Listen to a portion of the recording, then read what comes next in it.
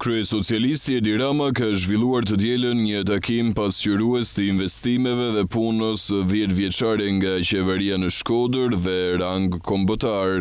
Kryeministri Edi Rama ka deklaruar se kur mori detyrën në vitin 2013, Shqipëria ndodhej në një situatë të ngjashme me kolapsin ekonomik të skemave piramidale.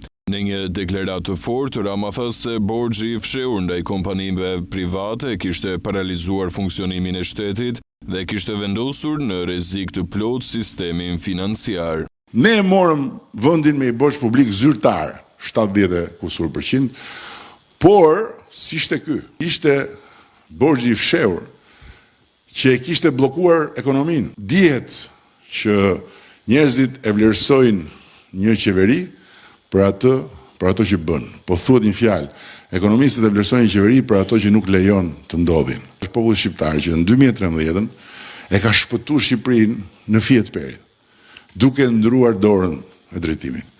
Sepse Shqipëria në 2013 ka qenë në prag të një kolapsi të dytë shumë të ngjashëm me atë të piramidave.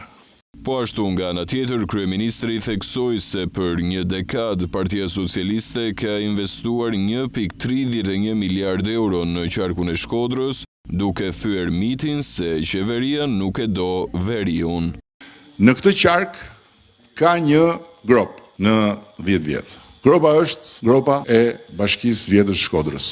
Deri përpara se këtu Benetit merrte detyrën, Kalaja e shkëm graniti kundër komunizmit e tjerë, edhe bëj fjalë për projekte, prandaj në aspektin si bashki në dekadë, Shkodra ka marrë më pak investime se të gjitha bashkitë e tjera qendra-qarku, jo se s'kemi dash ne, por sepse s'kemi pas dot asnjë bashkëpunim normal me Bashkinë e Shkodrës.